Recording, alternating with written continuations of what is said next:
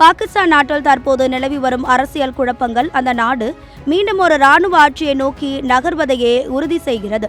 கடந்த பல ஆண்டுகளாக பொருளாதார நெருக்கடியில் சிக்கி தவிக்கும் பாகிஸ்தான் சர்வதேச நிதி உதவிக்காக தவித்துக் கொண்டிருக்கும் வேளையில் அந்த நாட்டு ராணுவம் மெல்ல மெல்ல ஒட்டுமொத்த அதிகாரத்தையும் தனது கையில் எடுக்க தொடங்கியுள்ளது. ஃபீல்டு மார்ஷல் அசீம் முனீரின் தலைமையிலான ராணுவ அமைப்பு அடுத்த 10 ஆண்டுகளுக்கான ஒரு பிரம்மாண்டமான தேசிய திட்டத்தை தயார் செய்து வருவதாக தகவல்கள் வெளியாகியுள்ளன.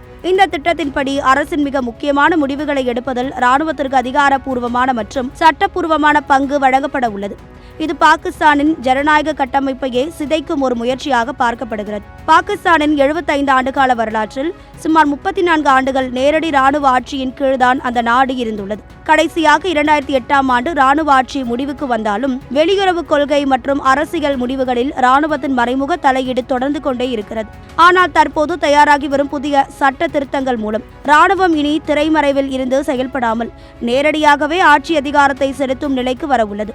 பொருளாதார சீர்திருத்தம் என்ற போர்வையில் அரசியல் அமைப்பில் மாற்றங்களை கொண்டு வந்து ராணுவத்தின் செல்வாக்கை சட்டப்பூர்வமாக்க முனீர் தரப்பு தீவிரமாக உழைத்து வருகிறது. இதில் மற்றொரு அதிர்ச்சிகரமான தகவல் என்னவென்றால், பாகிஸ்தான் தனது தற்போதைய நாடாளுமன்ற ஆட்சி முறையை மாற்றி அதிபர் ஆட்சி முறைக்கு மாற திட்டமிட்டுள்ளது. துருக்கி மற்றும் எகிப்து போன்ற நாடுகளில் இருப்பதைப் போல ஒரே நபரிடம் அதிகாரம் குவியும் இந்த முறைக்கு மாறுவதன் மூலம் ராணுவம் தனக்கு சாதகமான ஒருவரை அதிபராக அமர்த்தி நாட்டை தனது கட்டுப்பாட்டில் வைத்திருக்க முடியும். விரைவான முடிவுகளை எடுக்க அதிபர் முறை உதவும் என்று காரணம் சொல்லப்பட்டாலும் இது மறைமுகமாக ராணுவ சர்வாதிகாரத்திற்கு வழிவகுக்கும் என்று சர்வதேச அரசியல் வல்லுநர்கள் கூறுகின்றனர். பாகிஸ்தானின் இந்த அதிரடி மாற்றங்கள் அந்த நாட்டு மக்கள் மத்தியில் பெரும் அச்சத்தை உருவாக்கியுள்ளது. எனவே உணவுப் பொருட்களின் விலை உயர்வு மற்றும் வேலையில்லா திண்டாட்டத்தால் கதறி துடிக்கும் பொதுமக்களுக்கு ராணுவத்தின் இந்த அதிகார குவிப்பு மேலும் சுமையாகவே இருக்கும். இந்தியாவின் அண்டை நாடான பாகிஸ்தானில் ஏற்பட போகும் இந்த அரசியல் பூகம்பம் தெற்காசிய பிராந்தியத்தின் பாதுகாப்பிலும் மிகப்பெரிய தாக்கத்தை ஏற்படுத்தும் என்பதில் ஐயமில்லை.